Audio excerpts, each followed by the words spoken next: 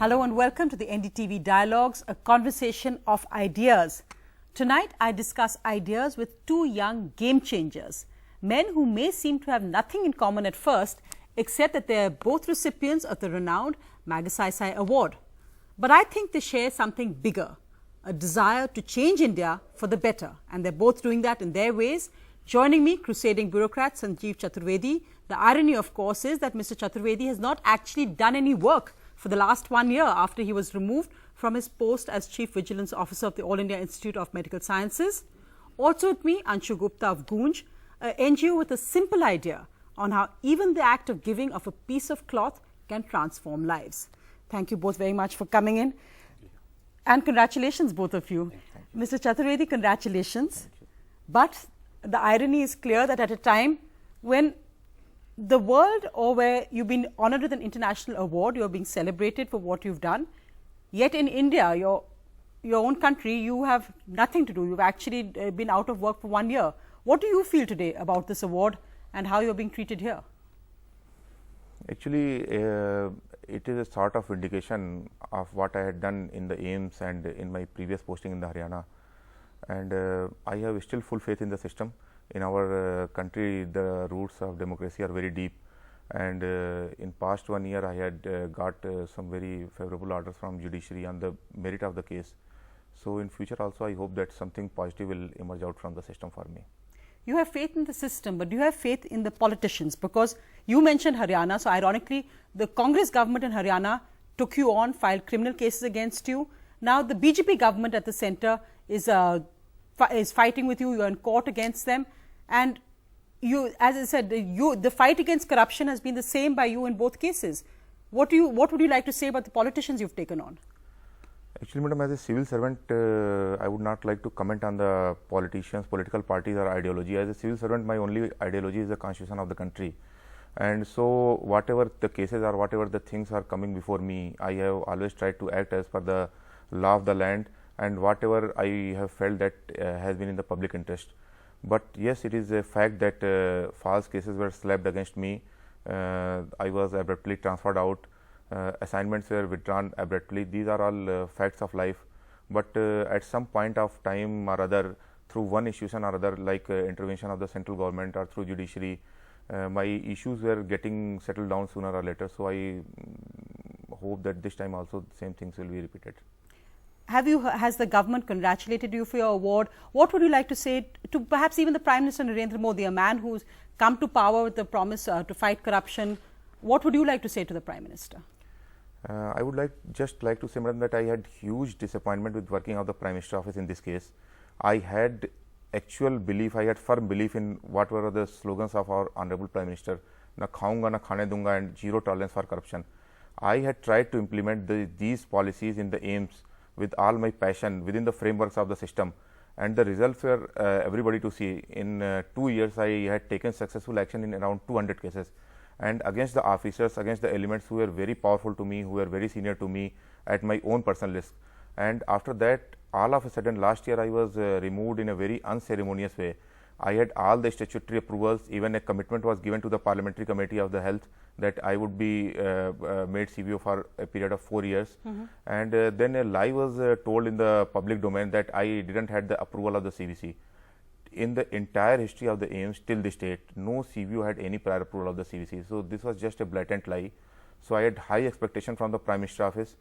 Honorable Prime Minister himself had personally intervened in the case. He had sought a report, documents were submitted to him.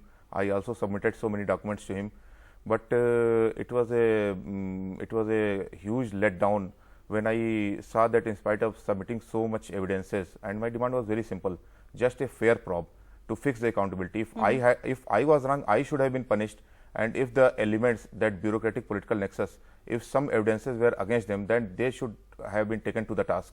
But what I found, that there was no action, and instead my harassment through various means like false complaints, false cases, defamatory press releases, withdrawal of all the works, then withholding of promotion, you can say every means which are usually available with the executive were tried upon me, and thanks to judiciary that I came out unharmed.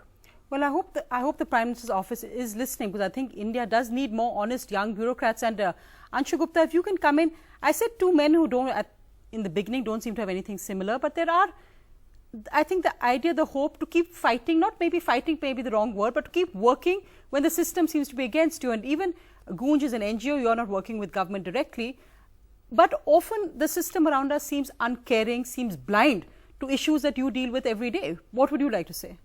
I think that is a problem, and maybe that is the reason we are there, to fill up those gaps. Ideally, these gaps shouldn't be there in a democracy like this. And I talk about government and I talk about individuals also. I talk about citizens also, because it is extremely important that citizens also play an important role. You know, and the system also plays an important role. And somewhere, you know, we feel that ecosystem needs to improve. That's where you will be able to see the impact of such works. I mean, sometime, to be honest, you know, we are not in the business of getting frustrated, but you do, because you know you have decided to devote your life and so many other people, you know, with you. But in many areas where you have been working for so many years, at the end of the day, you don't see any change. You mentioned the fact that so far the government hasn't acknowledged that you even got a Magsaysay Award. I think the same for Mr. Chaturvedi. It's ironic because I remember even Mr. Kailash Satyarthi, the Nobel laureate, has never received an Indian government award. Why is it that both of you people seen as game changers are outsiders to a system? I mean, that is something which the system can answer, but the fact remains that we are happy at least that the people of this country really recognize that. I mean, the kind of love and affection we have been getting for last many years, but in the last few days, you know, I mean, some people who used to be friends when I was in 6th standard or 7th standard, even they found out about us and congratulated, and you know, people distributed sweets in their own villages. And for people like us, we are not stars, we are not cricket stars, we are not film stars, we are very ordinary people doing some very ordinary work. But that kind of affection at least people have shown. But I think ordinary people maybe are doing extraordinary work. And Sanjeev Chaturvedi, I just wanted to ask you, interestingly, of course, another Magsaysay Award is Arvind Kejriwal, who now has asked for you, but you're not being released yet, so you're clearly in demand, as it were. When I use the word outsider, why do you think that it seems that somebody who's honest or somebody who wants to make a difference is seen as an outsider? You've seen the case of Mr. Khemka in Haryana when he had taken on the Congress in Haryana. He was applauded by the opposition. Now when that opposition party is now in government, he's also transferred out. Why do you think that keeps happening? That is there real change when governments change? What do you feel about it? Are you positive about it? Would you like to work with Mr. Arvind Kejriwal? As far as the Delhi deputation proposal is concerned, madam, it is still under consideration of the central government. So let them first decide. I hope within 2 or 3 months, or I don't know how much time it will take. So 1 year you've actually done no work? Nothing, madam. For that also I had to file a case, and the matter is sub judice. So, but the question asked is, why is it that when people come into power, things change? That what says in opposition, you find, even if you look at parliament today, when you're in opposition, you disrupt. When you're in government, you complain about disruptions. Why do you think that happens? How would you like to see real change in the system, whether it's political, whether it's amongst bureaucrats, whether it's amongst, as Mr. Gupta said, the ecosystem? Actually, madam, on paper, everything is very perfect. Our constitution is very perfect. Our laws are very well made. But the problem lies in the implementation. And then as far as this particular problem of corruption or problem of poor governance is concerned, so I have found that there is a total lack of political willpower. Or you can say even there is no willingness. So there are vested interests. They are so much powerful that this nexus of politicians and bureaucrats, that is, it has become very difficult to break that nexus. So whenever any officer, it is not me or Ashok Khemka sir, there are many other officers who are facing similar problems in different parts of country. So when they try to implement the law and which hits the vested interest, so immediately the first reaction of the system is to remove them from the scenes. It may be through transfers or it may be through suspensions. And that's across political parties. Yes, it is. This is a problem across the country, in the central governments, in the state governments. And if you go by the rule, there are so much protection to services in constitution. There is an entire chapter, article 308 to 312. So we have so much protection. The benefit of those protection is that I can't be thrown out of the job. However powerful my opponent is, I can't be thrown out of the job, but I can be rendered ineffective. I can be removed from the scenes. They can carry out their agenda, whatever it may be. It may not be in conformity with the law. So, that is the basic problem. Which must be the most frustrating in a way. Anshu Gupta, I wanted to bring you in because of course NGOs also have been in focus because as I said, often recognized abroad but ignored here, and now often viewed with suspicion that are they working with their own agendas. You've often people talk about poverty being hawked because this is how you get foreign funds in, etc. So there have been many questions. There's a suspicion about NGOs at the current time. What would you like to say about that? I think it is extremely sad to see the generalization of something. I studied media, okay, from IIMC. But today when you hear something bad about media, although I am not directly attached, you feel sad about it. Similarly, when you talk about the voluntary organizations, the fact remains that in this country, voluntary organizations have really done wonderful jobs.